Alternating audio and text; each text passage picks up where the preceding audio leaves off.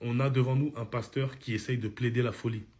Alors que quand l'affaire a éclaté, il a très bien détaillé son emploi du temps.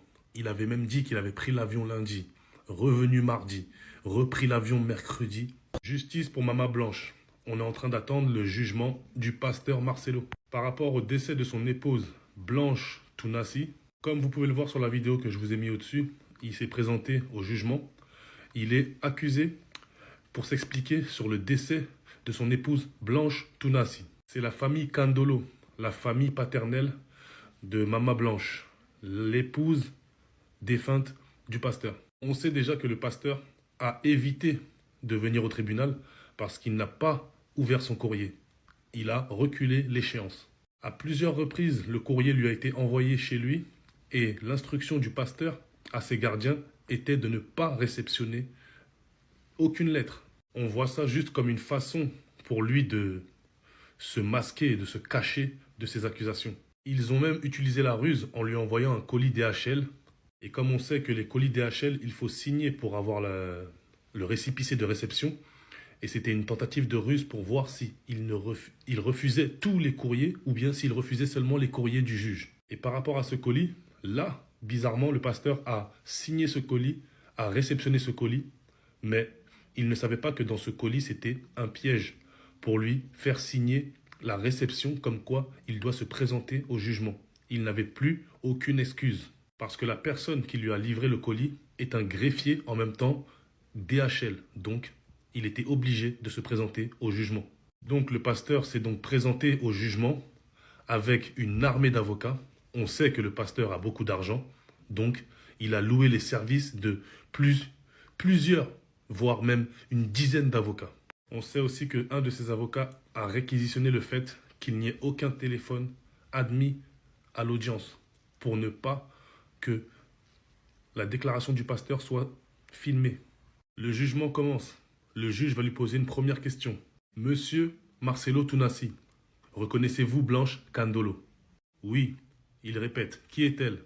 C'était mon épouse, répondit. Ensuite, le juge va lui demander de quoi est décédée votre épouse. Le pasteur va répondre, j'aurais bien aimé vous expliquer, mais je ne me rappelle plus du jour de son décès. Donc je ne me rappelle pas de quoi elle est décédée parce que ça m'a traumatisé. Stupéfaction dans la salle de jugement. Tout le monde est sous le choc de la réponse du pasteur. Il a aussi rajouté que la médiatisation de cette affaire a été tellement forte qu'il a eu un trou de mémoire. Ça l'a choqué. On a devant nous un pasteur qui essaye de plaider la folie. Alors que quand l'affaire a éclaté, il a très bien détaillé son emploi du temps. Il avait même dit qu'il avait pris l'avion lundi, revenu mardi, repris l'avion mercredi. Il avait fait un récit détaillé de tout ce qui s'était passé. Et là, le jour du jugement, il ne se souvient plus de rien.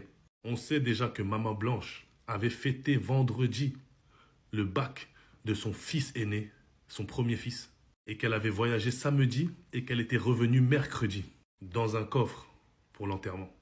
Elle est partie du Congo samedi et elle est revenue mercredi, prête à être enterrée définitivement. Je vous laisse écouter les déclarations du pasteur quand les faits ont éclaté, où il répète et il a un récit très bien détaillé et il n'avait pas l'air d'avoir perdu la mémoire. En Turquie samedi, je l'ai suivi dimanche, on s'est rencontré même avec papa à l'aéroport. Elle était déjà partie, elle me disait de venir parce que pour son opération il fallait que le mari signe. Et je suis arrivé, j'ai signé, même pour une césarienne on signe. Elle est partie, elle n'est jamais plus revenue. Fête vendredi, samedi elle prend l'avion. Dimanche je viens, je prêche. Lundi je la rejoins. J'atterris mardi. Directement, je vais à l'hôpital. On cause, on parle, on rigole. Je prie pour elle avant son opération, sans savoir qu'est-ce. C'est confirmé, Maman Blanche arrive à Lubumbashi au Congo démocratique. D'après le monsieur Bruno, qui était de la team Marcelo, qui soutenait le pasteur et tout, qui a décidé de parler et de dire les vérités comme elles sont, appeler le chant par son nom, il vient nous révéler que Maman Blanche a déjà à Lubumbashi. Pourquoi? Monsieur Tounassi a organisé ce Djali-là en lui offrant une bague en diamant pour laver l'image, pour montrer que c'était un couple parfait. Il a organisé une grande fête vendredi pour le baccalauréat de son fils. Pourquoi vendredi? On ne sait pas, les gens fêtent samedi, surtout que c'était à la maison. Il lui a offert le voyage de Bruxelles avec les enfants, sans lui dire qu'il allait l'inviter en Turquie. Donc, samedi matin, elle part à l'aéroport très tôt par rapport à l'embouteillage. Elle voit sa sœur Sylvie qu'elle appelle. Vous connaissez l'histoire. Elle lui a donné la valise. Ils ont mangé dans la voiture et compagnie. Elles se sont séparées à 16 heures d'après sa grande sœur. Maman Blanche entre dans l'aéroport de Kinshasa. Elle prend Bruxelles Airlines. Elle va à Bruxelles. Elle arrive le même samedi, la nuit. Dimanche, Maman Blanche a parlé avec sa mère au téléphone jusqu'à minuit. Le même dimanche, la journée, Maman Blanche a parlé avec sa copine qui avait appelé pour dire que elle parlait avec Blanche. Blanche lui a dit qu'il est en train d'insister pour que je parte en Turquie. Pour que j'aille le rejoindre en Turquie, qu'on aille faire des courses. Il m'a surpris.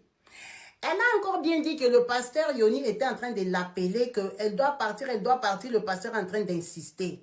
Tout ça là-bas, c'était dimanche, quand elle a parlé avec sa maman jusqu'à 23 heures.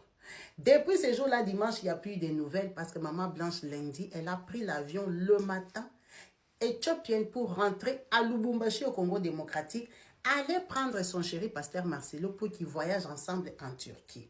C'est pour ça que, c'est même lundi-là, le pasteur Yoni a pris les enfants, il est parti avec eux en Turquie, il a juste aidé à amener les enfants en Turquie parce qu'elle a dû faire un voyage express à Lubumbashi. Ils ne vont pas repayer 4 billets pour aller chercher papa et puis revoyager en sachant qu'ils voyagent en première classe.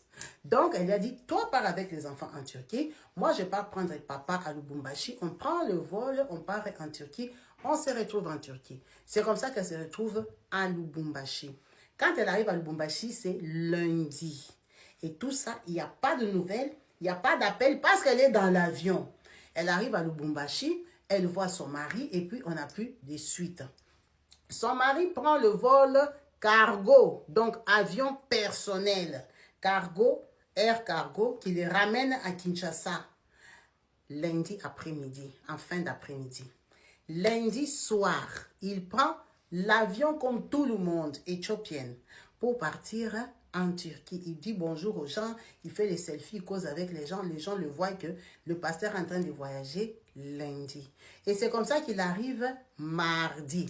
Quand il arrive mardi, le pasteur Yoni vient le chercher à l'aéroport, il l'amène à l'hôtel et puis il l'amène à l'hôpital là où il a soi-disant laissé Maman Blanche. Et c'est dans cet hôpital-là que le pasteur Marcelo nous a dit qu'il était au 7e étage. Il a senti un parfum, il a prié pour elle, il est descendu en bas, il a voulu la réanimer, il a pleuré, prié pendant 3 heures du temps. Blanche ne s'est pas réveillée. Ça, c'est mardi, hein, le jour qu'il est arrivé. Il annonce ça la nuit de mardi à mercredi. Et mercredi, il prend l'avion avec les corps, il revient au Congo démocratique. C'est ça l'histoire en fait. C'est quand même pas possible qu'un corps qui décède mardi, mercredi, il est dans l'avion, il revient au Congo. Mais en fait, c'est parce qu'elle est décédée à Lubumbashi. Elle est montée dans Cargo, Air Cargo, qui l'a ramenée à Kinshasa. Mais seulement, comme c'est un avion loué personnellement, cet avion-là a atterri à la même heure que l'avion éthiopien. Ils ont calculé le temps. Donc, Ethiopian, c'est une grande compagnie. Pardon, Turkish Airlines, c'est une grande compagnie qui vient au Congo. On connaît quand même les heures à laquelle il arrive. On s'est arrangé pour que l'avion là arrive au même moment. C'est pour ça qu'il y avait interdiction de filmer à l'aéroport. Tout le monde avait interdiction de prendre les images parce que c'était un choc. Alors, les 2-3 vidéos qu'on a, ce sont des images volées. Et vous pouvez comprendre qu'il n'y a que 3 vidéos qui circulent de l'aéroport parce qu'il y avait interdiction. On avait placé les gens pour que personne ne filme la scène parce qu'il y avait 2 avions.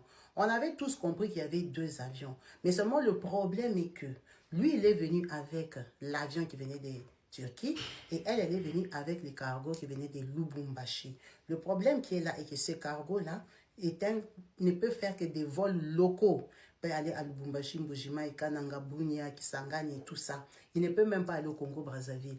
Il ne peut même pas aller en Zambie. Il ne peut même pas aller en Angola. C'est une société d'aviation locales. Ils n'ont pas l'autorisation de faire international. Vous savez que quand on voyage à l'international, il faut payer, vous allez passer au-dessus des autres pays, il faut payer d'autres taxes, il faut payer la taxe là où vous allez atterrir. Cette société-là n'a pas cette capacité. Et la puissance de cet avion-là est incapable de voler jusqu'en Turquie parce que c'est un petit Boeing de rien du tout qui peut faire que les vols de 2 heures, 3 heures, 4 heures maximum. Ça ne peut pas aller jusqu'en Turquie.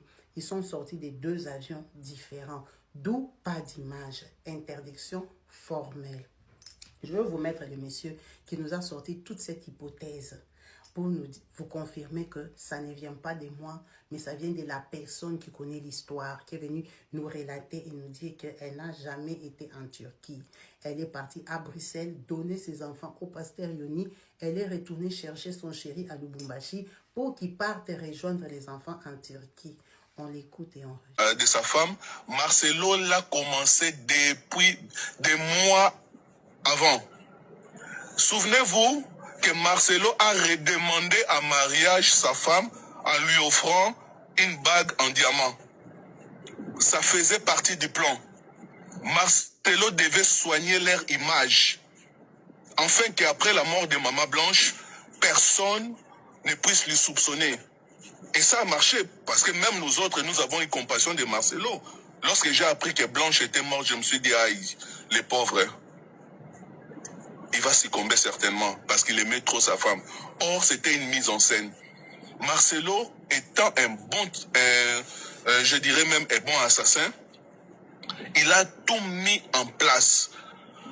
Et j'irais même jusqu'à dire que Maman Blanche, la veille de son voyage, elle ne savait pas qu'elle allait voyager. Elle a dit, bon, moi et mon mari, voilà, là maintenant nous sommes en bon terme, mais voilà, mon mari vient de m'offrir une bague à diamant, c'est de bonnes surprises. Voilà, elle avait confiance totale à son mari et elle s'est rendue. Mais, si vous regardez les rares images que nous avons, les rares images, parce que il y avait une interdiction formelle à l'aéroport de pouvoir filmer. Ils ont posté des agents de sécurité afin de surveiller que personne ne puisse filmer. Mais les rares images que nous avons, vous allez vous rendre compte que c'est joué avec les agents, les chefs de l'aéroport. Ils savaient très bien que ces corps ne provenaient pas de la Turquie, car ces corps ne cadrent pas aux normes de la Turquie. Je vous dis. Donc, c'est un complot de haut niveau. C'est un complot de haut niveau. De haut niveau. Voilà pourquoi Marcelo, la veille du départ de Maman Blanche, a prêché par rapport à Étienne. Et dans sa prédication, Marcelo nous a dit quoi? Non, Dieu lui a envoyé Paul pour éliminer Étienne. Et il dit que Étienne, ça peut être la femme que tu aimes ou un homme que tu aimes. Et je prie que Dieu vous envoie aussi des Sauls qui éliminera vos Étiennes. C'est ça. En fait, Marcelo a croisé ce pasteur-là de Lubumbashi qui est proche du pouvoir en place, qui lui a aidé dans ce sens-là. Il a tellement de relations, ils ont camouflé la cercueil de Maman Blanche. Souvenez-vous que Maman Sylvie a dit aussi une chose, que le corps de Maman Blanche n'était pas dans un cercueil réglementaire. Ce n'était pas un cercueil réglementaire, non. C'était plutôt une caisse rudimentaire. Donc ils ont pris le corps de Maman Blanche, ils ont placé dans une caisse. Après, la caisse a été dissimulée dans une sac, comme je viens de le dire, en polypropylène. On peut même conclure en disant que l'aéroport savent très bien ce qui s'est passé. C'est un crime d'État. Ils savent très bien. C'est un crime d'État. Voilà. C'est un crime d'État. On peut aller à cette conclusion, c'est un crime d'État. Et que les autorités sont au courant de ce qui s'est passé. Soyons sérieux, parce que les explications que j'écoute là... Vous voyez le niveau de cupidité de l'homme? Un pasteur en plus. C'est-à-dire une femme bâtit un empire, une vie avec un homme. Elle décède. Même pas 4 mois, il avait déjà épousé une autre. 2 ans après, la famille s'en rend compte qu'il avait falsifié le certificat de décès de sa femme pour s'approprier de tous les biens, des millions de dollars. On lui porte plainte. On va au tribunal. Le gars dit qu'il ne sait plus le jour, la date du décès de sa femme. Même s'il le fait par haine pour sa famille, il ne devait pas le faire. Tu devais penser à cette femme, cette belle dame qui t'a accompagné, frérot, dans tous tes débuts, qui a mis la pierre de l'édifice, qui a mis la fondation avec toi. Comment les hommes en Afrique sont méchants envers les femmes comme ça. Les femmes ramassent tout. Les femmes, c'est la femme qui reçoit tout ce qui est pire et mauvais. Heureusement qu'on n'est plus au temps de l'Antiquité, où les hommes faisaient tout, après on couvrait, on disait basta. Ce n'est plus question de l'argent, du certificat, non. C'est de savoir ce qui avait tué cette maman blanche. Qu'est-ce qui était passé? Le gouvernement congolais doit mettre le pied, on doit faire le pressing. On doit savoir.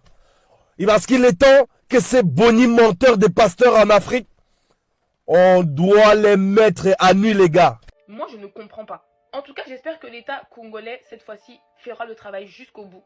Parce que l'impunité du corps pastoral au Congo a assez duré. Le cas du pasteur Marcelo n'est pas un cas isolé. Il y en a eu beaucoup avant lui. Et on est fatigué, en fait. On est fatigué. Il est temps que ces personnes payent, car elles ne sont pas au-dessus de la loi.